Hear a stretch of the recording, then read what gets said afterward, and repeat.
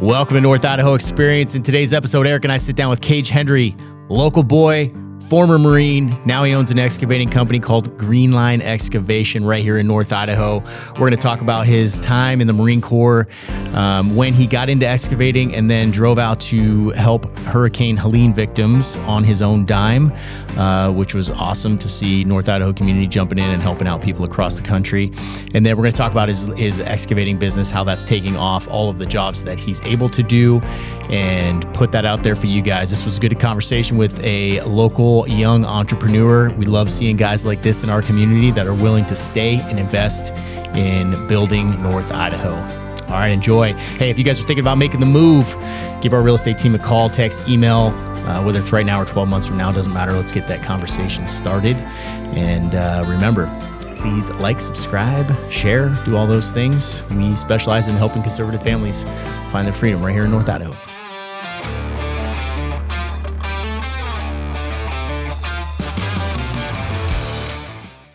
All right, so Marine Corps?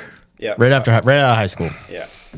5 years, probably like 2 months after I graduated. Oh, dude. Okay. Yeah. What'd that look like for you? Get deployed, obviously, huh?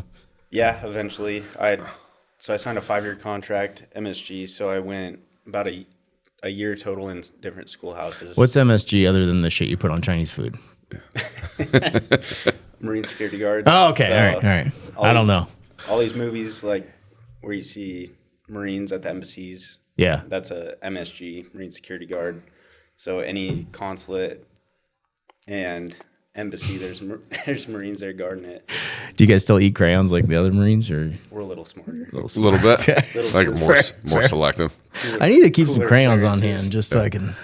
What pushed you to the Marine Corps? That's what my grandpa was, and I just... Can I cuss on here? Yeah. Yeah, it's okay. Yeah, I just didn't want to be a bitch.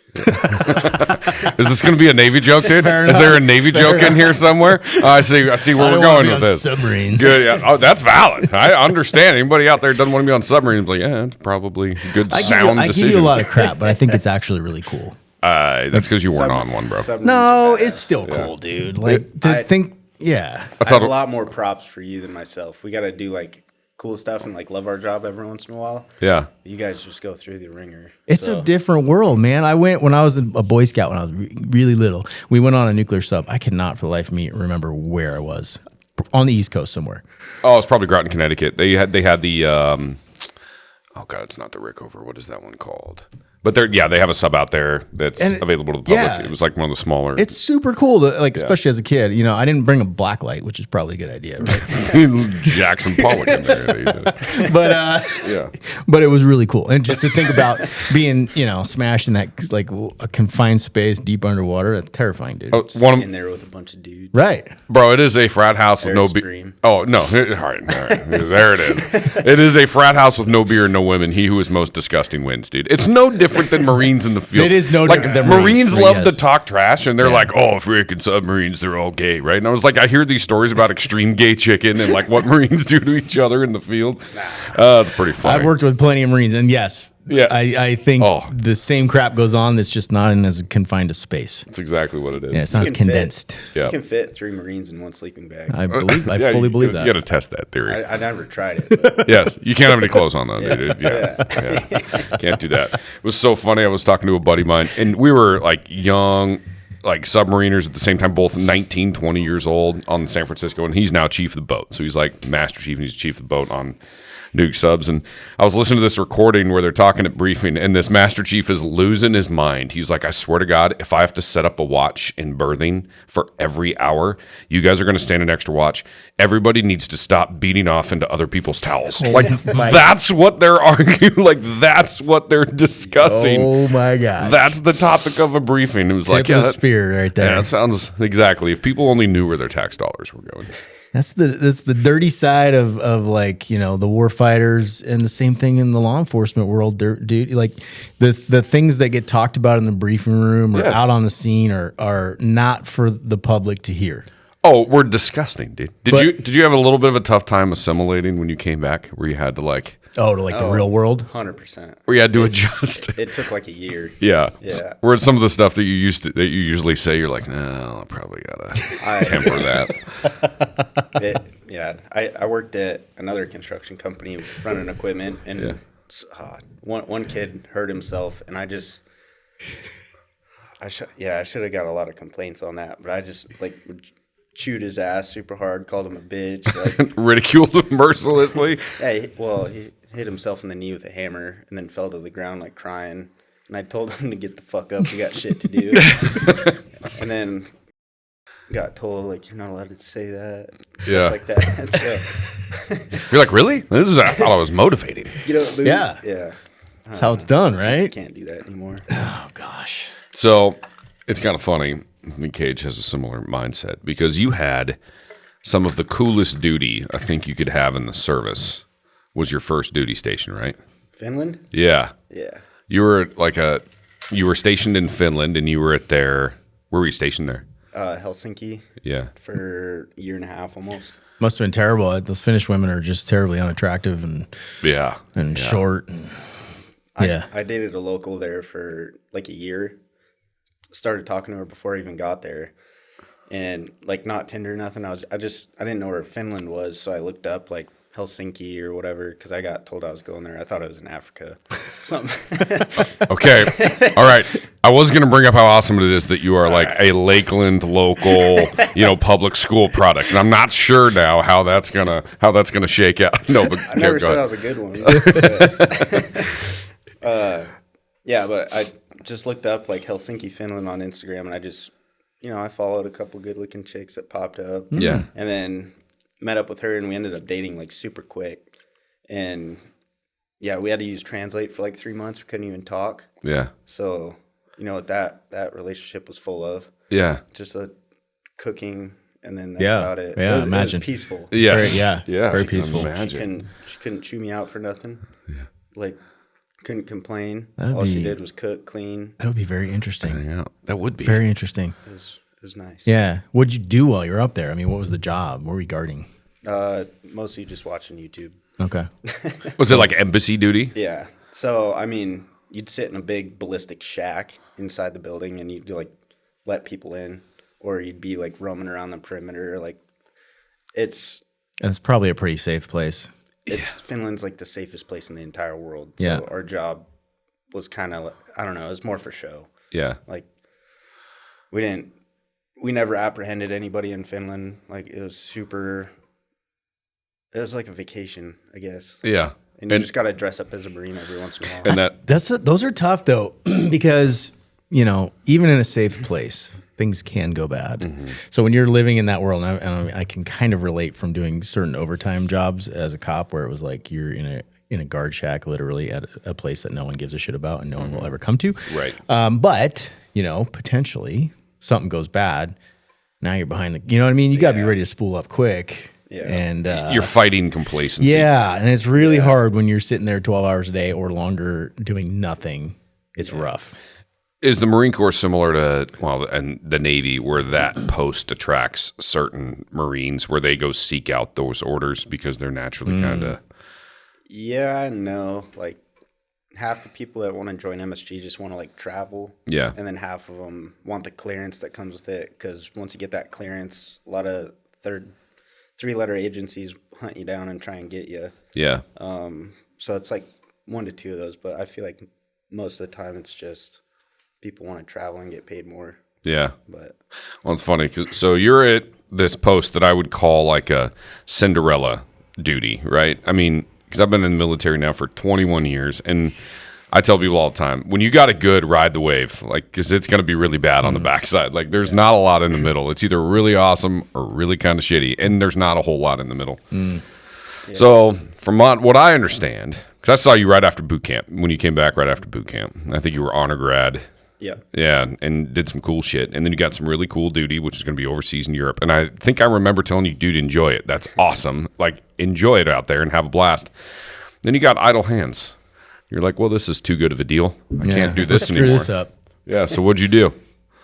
In Finland? No, when you did Why your you look so guilty right now? Look I know. He's I what did I do? I'm Do you have an interrogating him. illegitimate child in Finland you want to tell us about? No, after Finland. Yeah. It was during COVID. Yeah. So it wasn't all sunshine and rainbows over there. a lot of stuff was shut down, but then people would protest and it opened back up. Yeah. And I was just a shy boot, so I didn't get out a ton.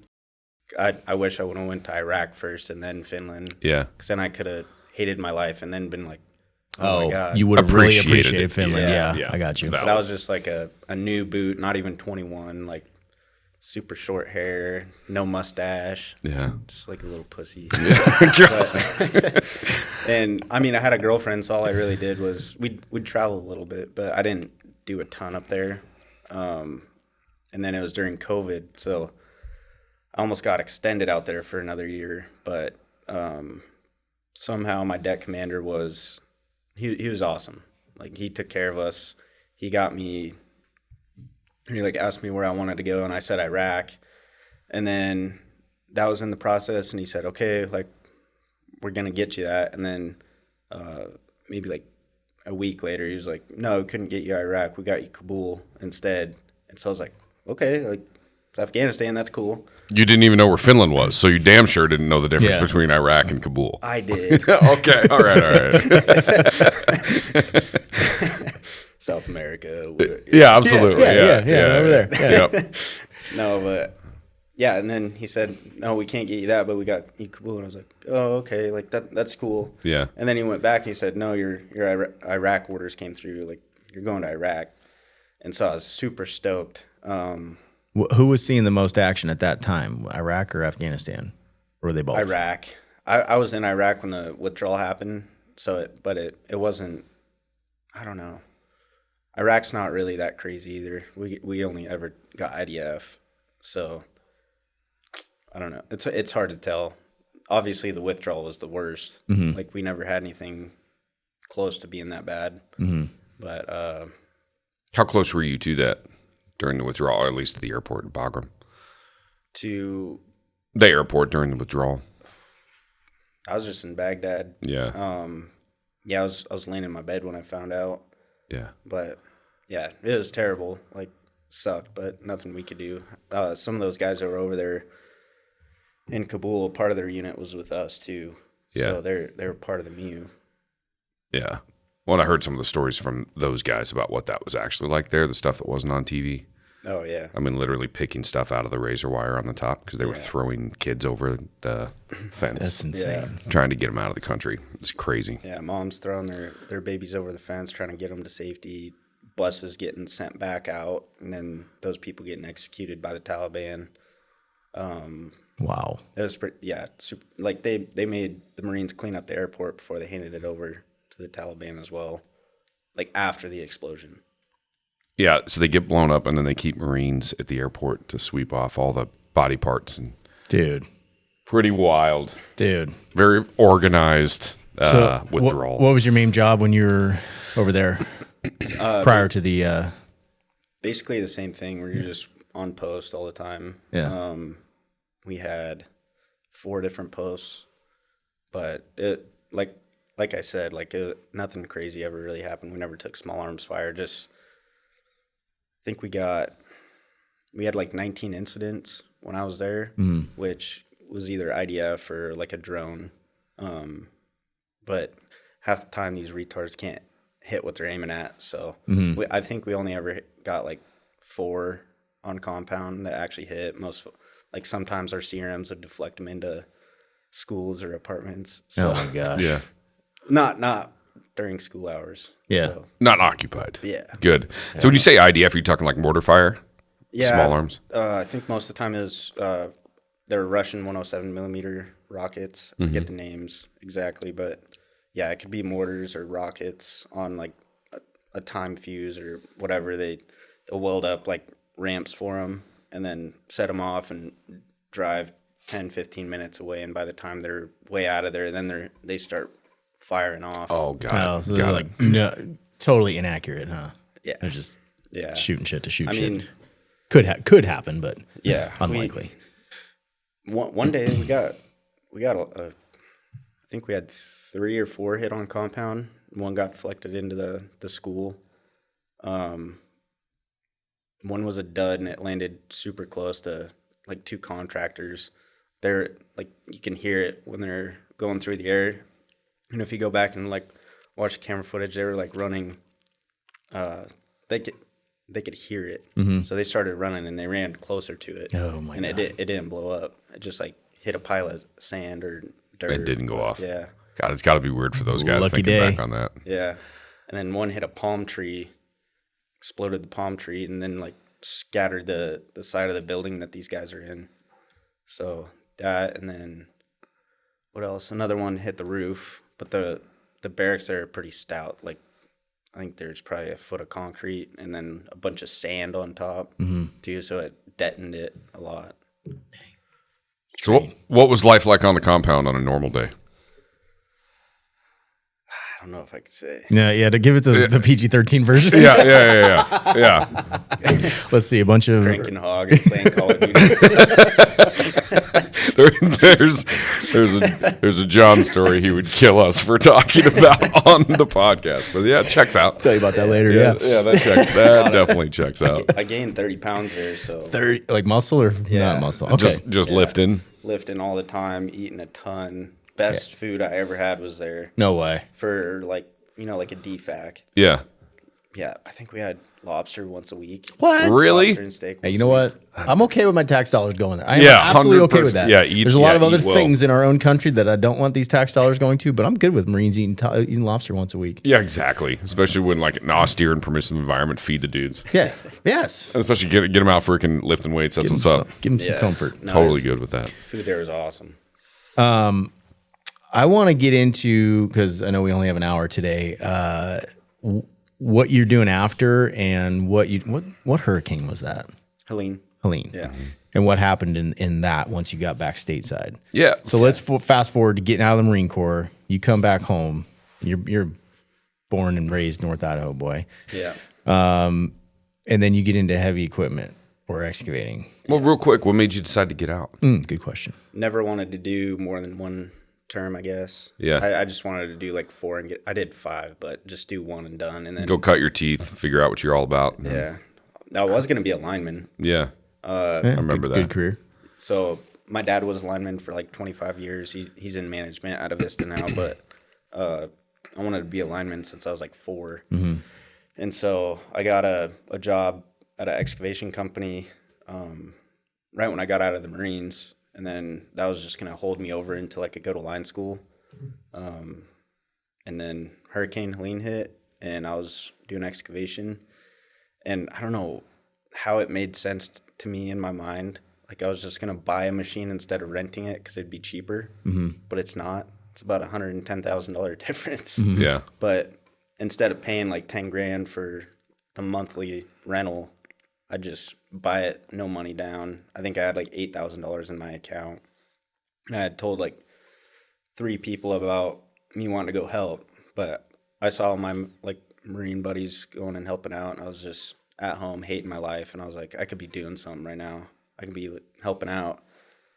So I went to CAT, bought my machine, borrowed a trailer, and then headed down and made it like 4 or 5 hours into Montana before a wheel bearing blew out and my tire went rolling past me. Oh, no. And I was just like, this trailer is not going to last across country. Like, I'm going to get it fixed and turn around. Like, this was a stupid idea, whatever. And then some random guy just pulls up, tells me he has a shop down the road, redoes all the bearings on the trailer, and then doesn't charge me a dime. And I was just like, all right. I'm guessing you told him where you were going. Yeah. Yeah. Yeah. That's awesome. Doesn't Yeah. charge me a dime. And he's like, dude, I wish I could help out too. This is what I could do. And so That's cool. It's really cool. yeah, he helped me out. And then I blew 4 tires along the way as well on that trailer just before South Dakota. And then I met up with a whole crew of Avista guys in South Dakota too. It's like one of my best friends, Luke. Mm-hmm. Yeah, I met up with him middle of the country. And then, yeah, blew 4 tires. Had to buy a new trailer there. So I was scrolling on Facebook and my Hotel 8 or whatever. Mm-hmm. And then bought a new trailer there. That big one I have. Yeah. Bought that. And then, geez, yeah, it was like a 43-hour drive. That is not, you get like everything's against you, Yeah, but you knew you're doing the right thing. yeah. Do you think like part of that is, you know, that struggle of getting out of the service and then like, what am I doing? You want to be doing something. Purpose. Yeah. Purpose. Yeah. You have a ton of that when you're in the military and you get out and you hit civilian life and you're like, okay, yeah, I go to work every day, but what am I doing? Yeah. Yeah. Wasn't there like, because I had a few of those moments where you're more comfortable in that, where it's just chaos and you're like, what the hell? And you're just figuring it out every day, but there's no quiet. Yeah. There's no quiet. There's no calm. It's like, I constantly have some fire to put out. We talk about it all the time. We talk about it at work. We're like, you constantly have a dragon to slay. Yeah. Like we need a dragon to slay. And it's like, all right, getting across the country with this is a shit show, but I'm going to get there. I've got purpose. And then, I don't know, you're almost more satisfied. Deep down, you love it. Yeah. You love the struggle. Comfort and chaos. Yep. So you made it 43 hours North Carolina. You linked up with some pretty good dudes over there. Yep. Yeah. I was talking to like some random guys on TikTok just to get like a random, or not like, just some idea of like what I'm getting myself into and where I should go to be the most help. And then I got into Swannanoa area. No, I was in Asheville. That's where it was. But Asheville, I rolled up, and then I saw a Harley dealership, and it was just full of supplies and stuff that people were donating, and a bunch of military-looking dudes, like camo pants and gun belts and stuff, that were civilians. But that's where, like, the hub was to help people out, so they can roll in, get some stuff, and go out. And you walk in there, and it's just like a tax center, just like full of computers, and again, a bunch of guys in camo pants carrying, and computers, maps, people on radios. You're like, all right, I'm in the right place. Yeah. I was like, okay. Yeah. And you go in there and you write down everything that you have to offer. And so I'm writing like 306 excavator, 3 chainsaws, 200 gallons of diesel fuel. And then I spent like probably $3,000 in donations too. So I had my whole trailer deck pretty much covered in diapers, bunch of baby formula. I bought Barbies, like bunch of jackets and blankets and stuff, food, and then just hygiene stuff. But yeah, probably like $3,000. And then when I blew that wheel bearing out, my insurance guy called me. He was actually my football coach, but he was just checking it up on me to figure some stuff out with my insurance. And he's like, what are you up to? And I was like, oh, I just headed to North Carolina to help with the hurricane. And he was just like, oh, sweet. Like, you had a good contract down there? And I told him I was doing it out of pocket. And so he blows me up on Facebook on his page there. And then I just get a ton of donations. So I was able to kind of survive, breathe a little bit. Yeah, right. I only had $8,000 and shit. I'm like almost $4,000 just in fuel there and back. So I was planning on coming back by the skin of my teeth, but by the time I came back, like all the donations paid for more stuff, and then I didn't necessarily have to come out any.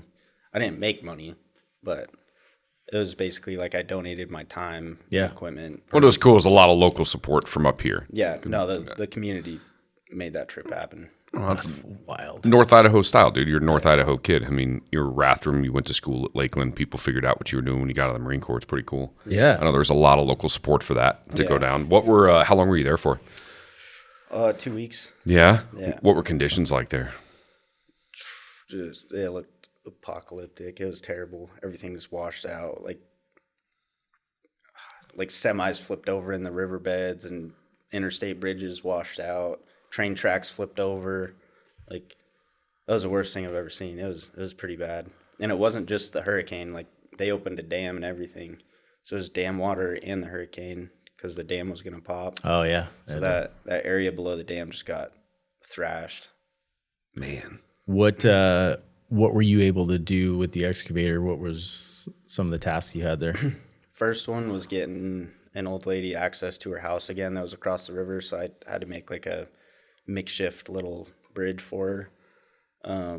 Did that, and then once the guys at the command center kind of got some plans going together, because they didn't really have anything specific for me yet, because they don't just send everybody out randomly. They kind of go out in packs. Like I got put on a search and rescue team, and so I went from like doing roads to looking for people with cadaver dogs and stuff. Oh wow. Yeah, and we'd get hits all the time, but I don't know, like pieces. Yeah, it would shred someone. That water was going so fast, like it was powerful. Yeah, they had like one bridge we were working on. They called it the shredder, and the dog. It was probably 40 feet high, probably I don't know 60 feet wide. It like biggest pile of wood up on this bridge you've ever seen, and then just pulling that apart every layer. Like the dog's hitting every once in a while, and then we got to pull the dog off and go look somewhere else, and then down the river. Like we were just everywhere, but apparently the shredder. It was right after I left, talking to one of my buddies that was there still, Chuck Savage. He's a badass.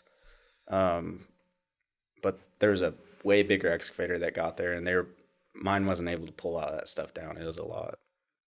They were pulling it down and making like a land bridge with all this debris to go into the river to clear it more off the bridge. And apparently they drove over a body, and it just popped like a pimple and looked like oil in the water.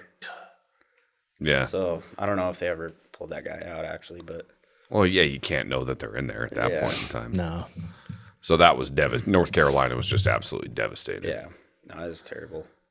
Would you guys sleep when you were out there? Like what kind of accommodations? You just out of your car a lot?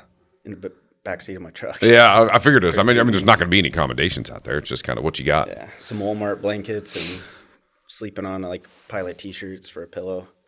Perfect situation for a former Marine. Yeah. Yeah. It's better than being out in the rain. Yeah.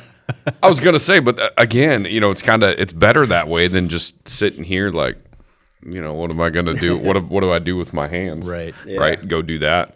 Do you think cutting your teeth over there doing that made you a lot better excavator operator? I mean, It put me in some sticky situations that I'll never be in again, for sure. I was falling through sinkholes made out of wood and stuff, like climbing over mile-long piles that are 30 feet high with just wood and debris and cars and stuff like that. And I was driving over, just falling in and crawling back out. And With your brand new excavator? brand new. I didn't have 1 hour on it. yeah.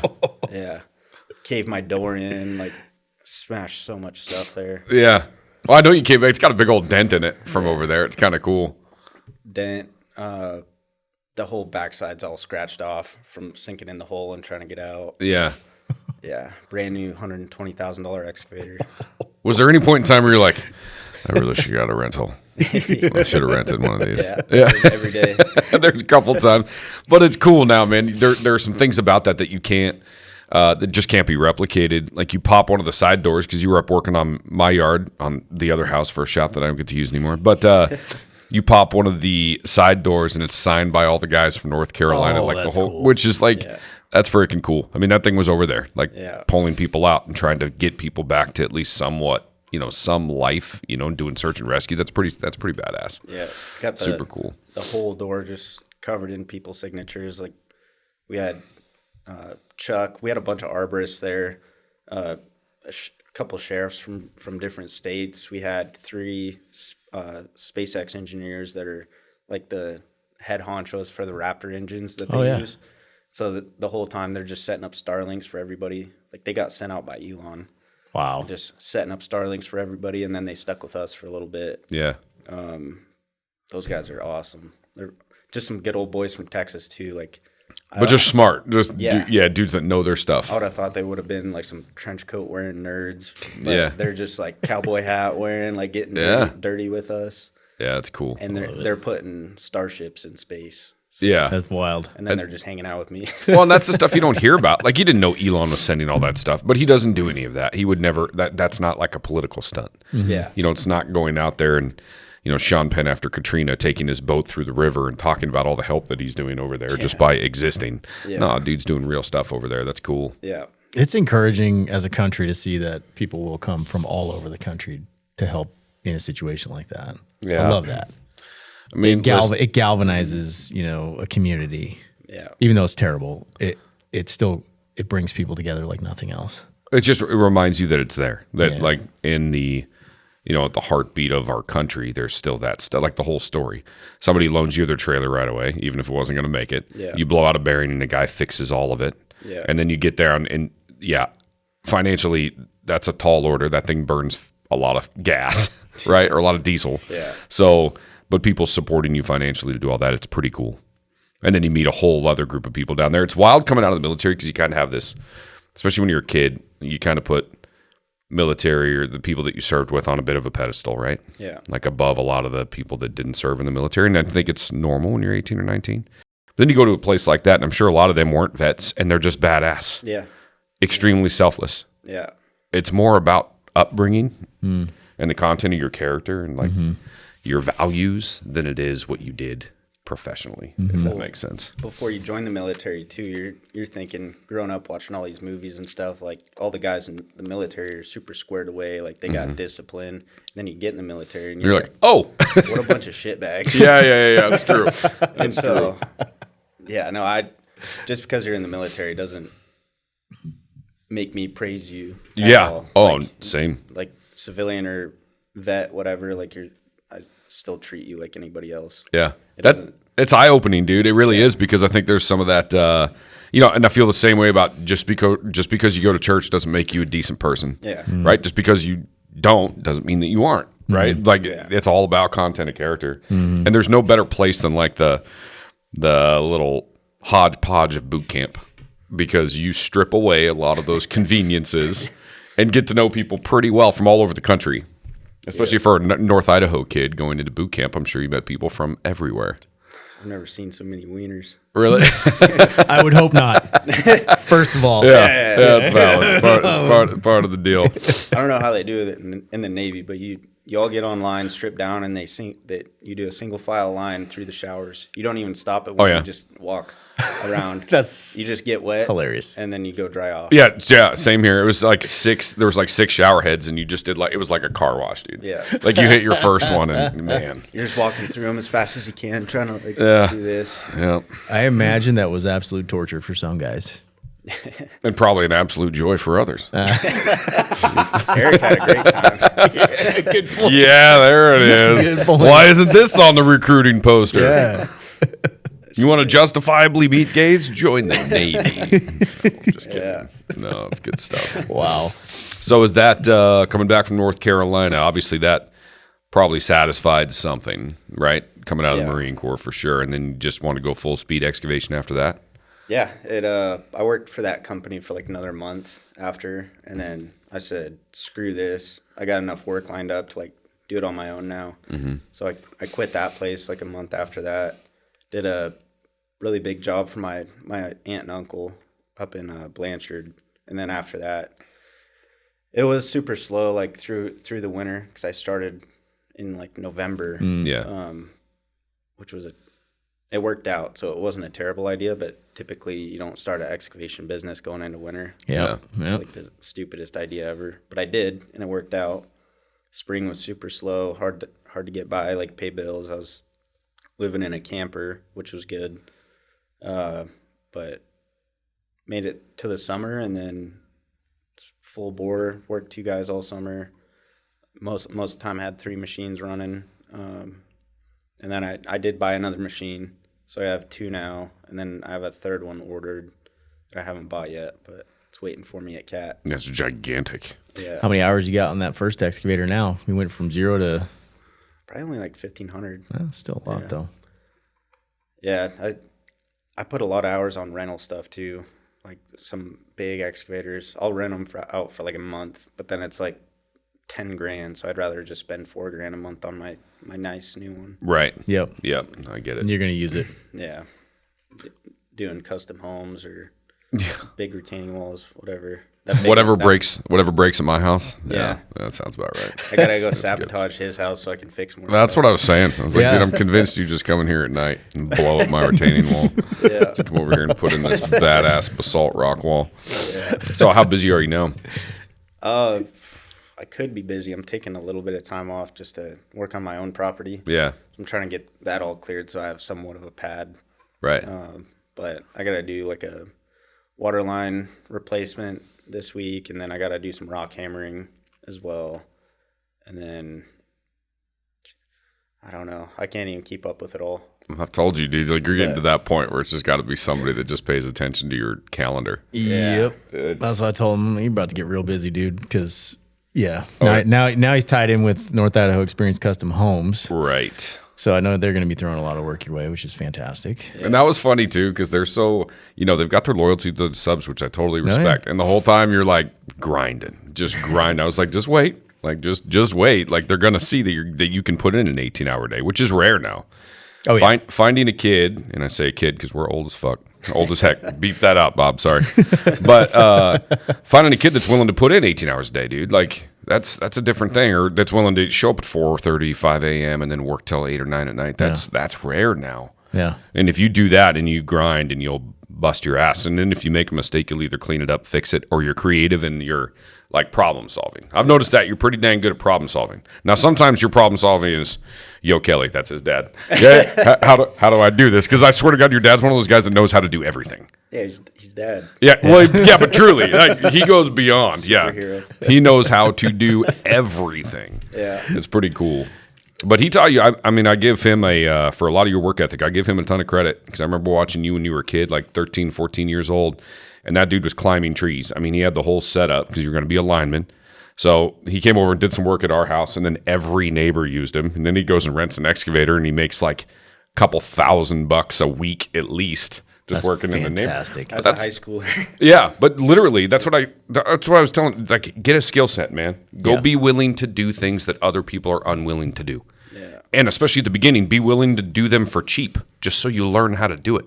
Especially if you're running somebody else's equipment. And that hustle can pay off pretty quick. I mean, you're now 3 machines about to have, and like that's a lot of money in machines. You got more work than in a year. Time. Yeah, in a year. Yep. Of just hustling hard. Right. That's wild. I mean, reputation's important. Obviously, we say this with our business all the time, but our community's not big enough to survive a poor reputation. Yeah. So it's all about, one thing where I see you do really well is you're really good dealing with clients and customers too. Right, because there's a bit of a roughneck persona attached to excavation and some of that type of work. And don't get it wrong, you're still an asshole, okay? But you're really good with you're really good with like clients and dealing with people. You know what I mean? Like that part's cool. Good at talking to people. Yeah, that's everything.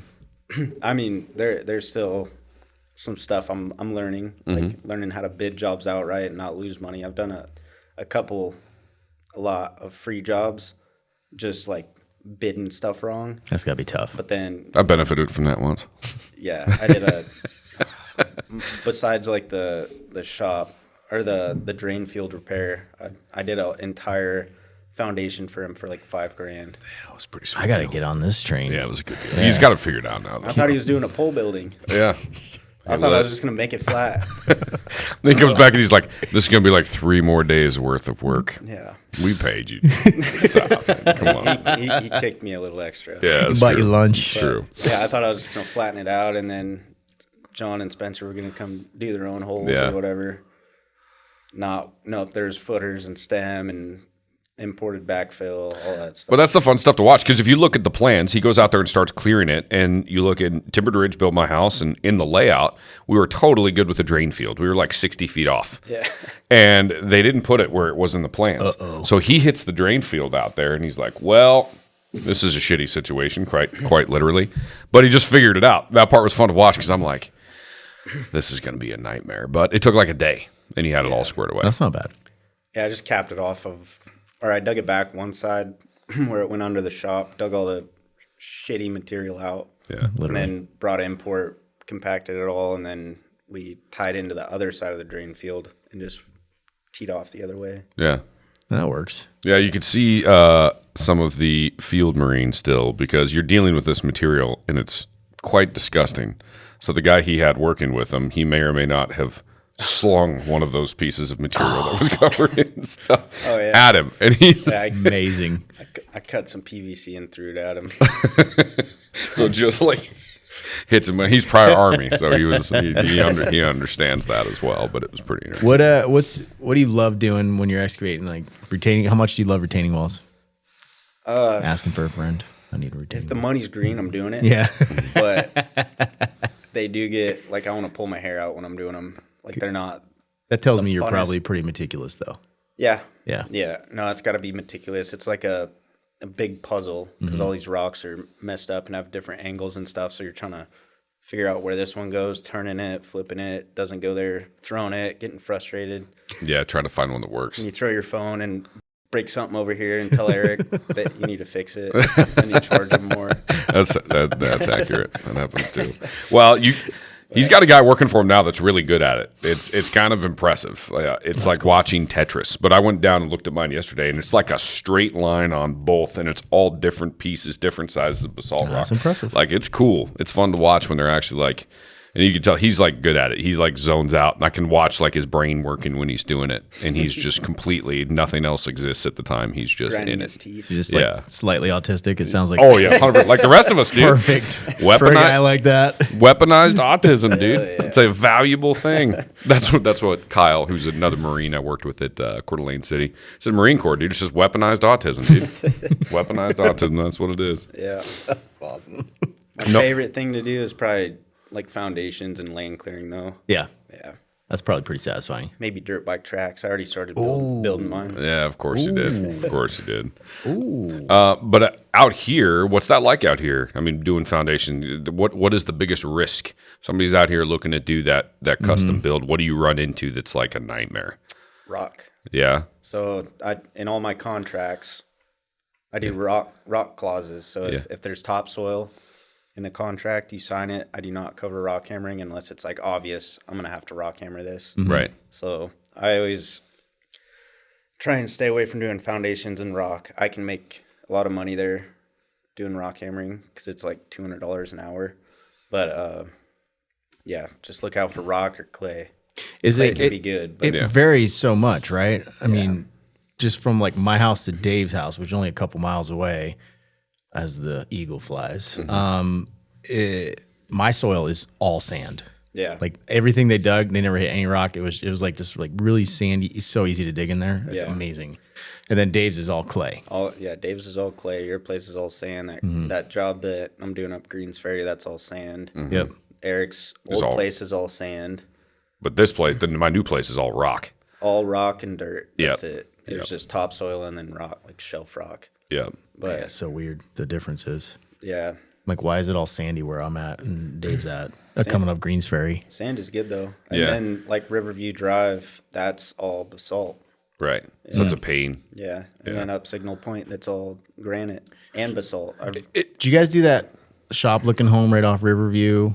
You were there, right? Where they're building the shop, Oh yeah. but the house looks like it has a mono-pitch roof. Pitch, yeah. Yeah, okay. I did that. You were hammering back there for a while because I drive by there every day. months. You were hammering back there, 2 months of rock hammering. dude. That wall looks cool as hell, though. Yeah. Did you build that whole wall with the crap that you hammered out of there? No, so they're initially they had import from another trucking company because they just needed a place to dump and they wanted like a privacy wall, but it just looked like crap. Like dump trucks just dumped it.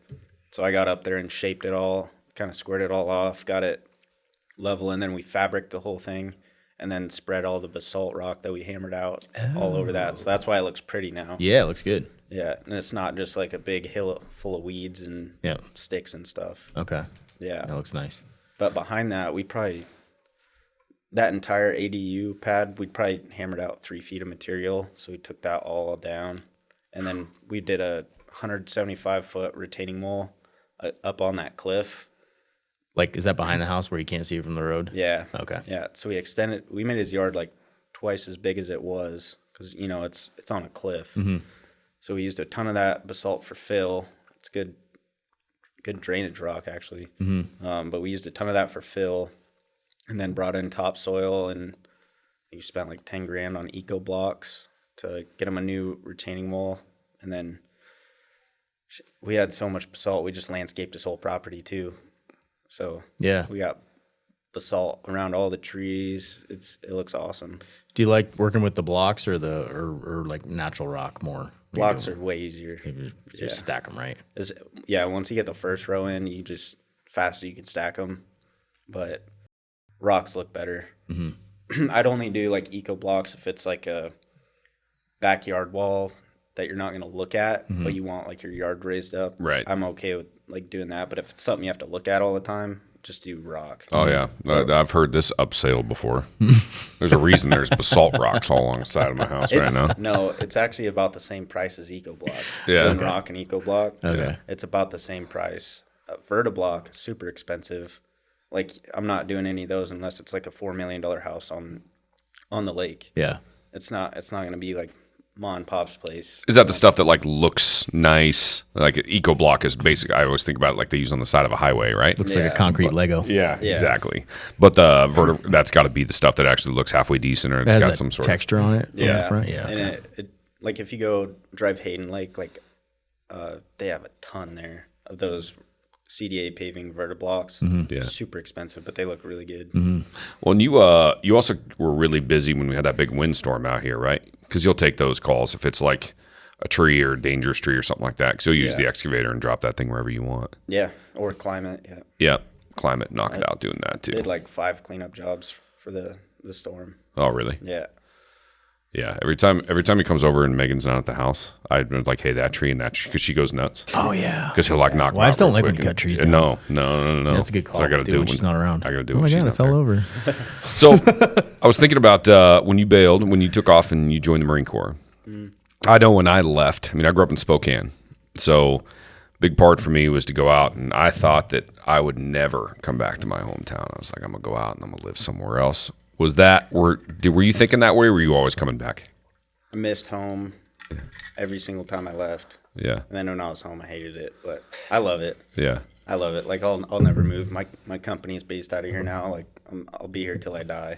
But did you learn that when you left it for a while? I mean, was there still that thought in your head where you're like, maybe there's a better thing out there, and then you leave North Idaho? And I knew I needed to leave, but I wanted to come back. Like when you're a kid, like some stuff happens and you're just like, I need to get out of this town, like whatever. Right. That's kind of what it was. Yeah. I did want to join for other reasons, but I just wanted to get out of here. I think you got to break the mold of. I had this experience growing up. Like I left for college, I went back, and I found myself hanging out with the same dudes in high school, doing the same dumb shit, and I'm like getting too old for this. Yeah.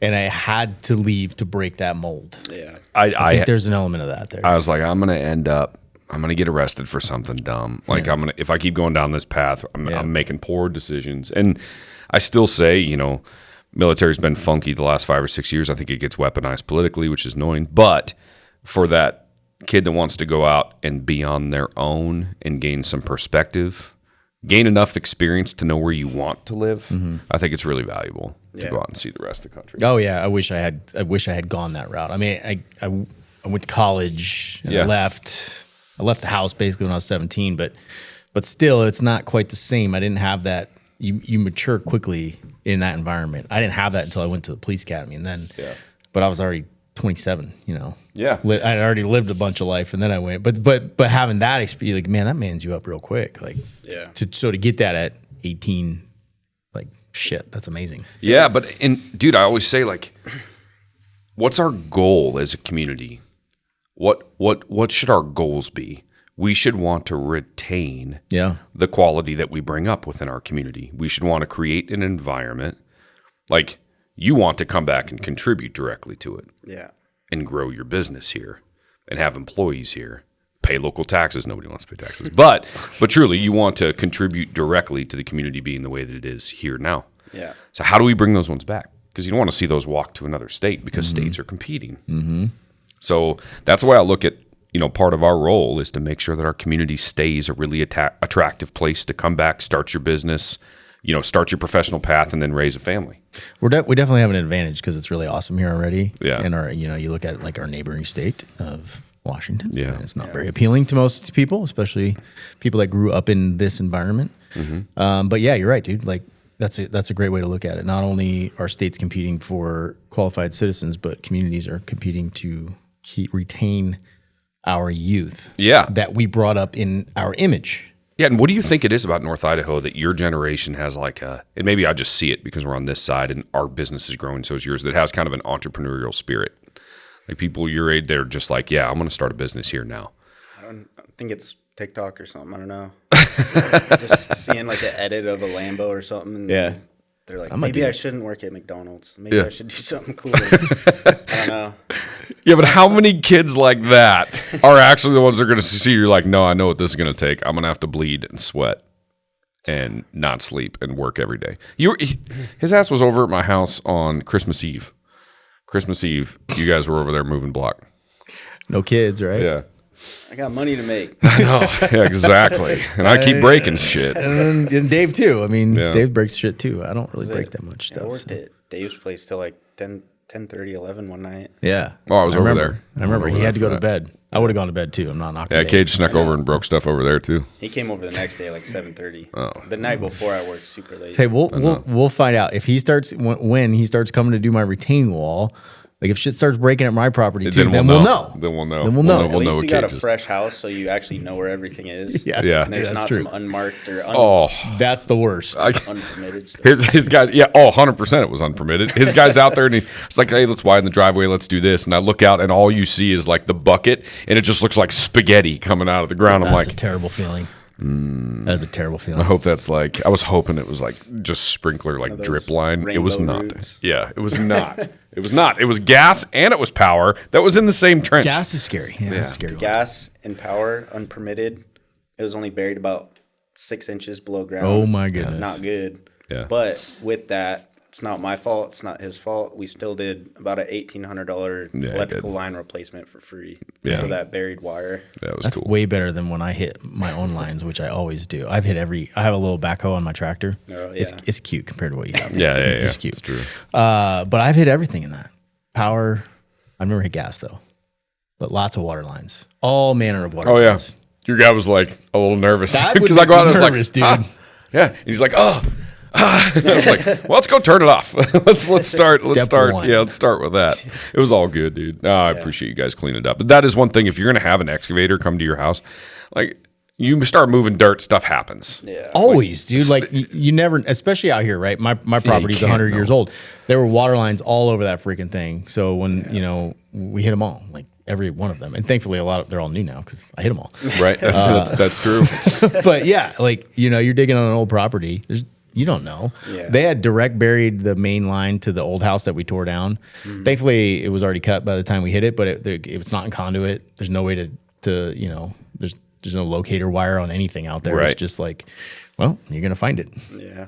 What's the wildest thing you sucks. found so far? Probably something to do with one of your properties. I don't know. Yeah. Because I feel like everything goes good at all my other jobs, and then your place, I'm just like, here we go. Let's see what we can find out. I want to call Eric. Let me say something. Yeah, that's just it. Yeah, we've hit. That's yeah, great we've, experience, man. we've hit the drain field. Great We've experience. hit some power. We've hit some gas. I mean, what else can we get into up there? Okay, this Didn't you tell is me Cage to hit- does a really good job. None of these were on him. not his all right? fault. Yeah, truly, none of these were on him. You can't find that stuff. No, but I truly want to, mention that again. There is something cool about the kids growing up out here, the young. Well, I'm seeing young men. I'm sure it's young women too, but where they want to stay here and start their businesses here. Yeah, I love that. And grow them in North Idaho. I told you about a kid that I just saw him the other day. I'm gonna get you two linked up. But Mason started complete restoration. He was doing a job that nobody else wanted to do. It's dirty, it's gross, it's mold mitigation. I mean, he's jumping into attics that are covered in mold and all that, but he was doing that when he was 18, 19 years old. Yeah. He cut his teeth for 3 or 4 years. There's a common theme.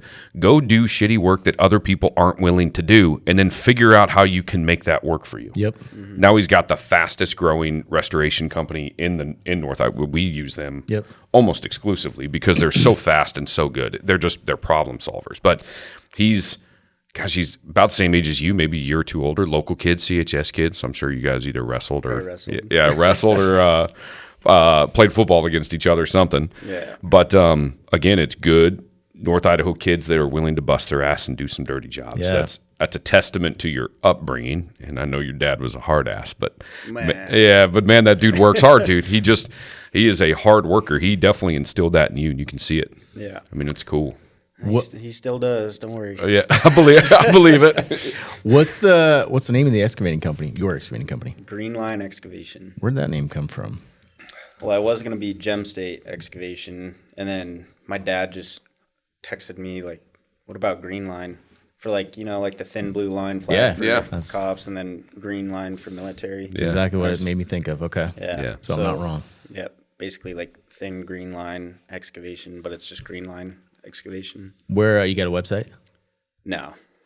No website. See, we're gonna work on that, dude. I'm all word of mouth. Yeah. Well, you're on the gram or what? Like where? Yeah, I got Instagram and a business Facebook too. But Okay.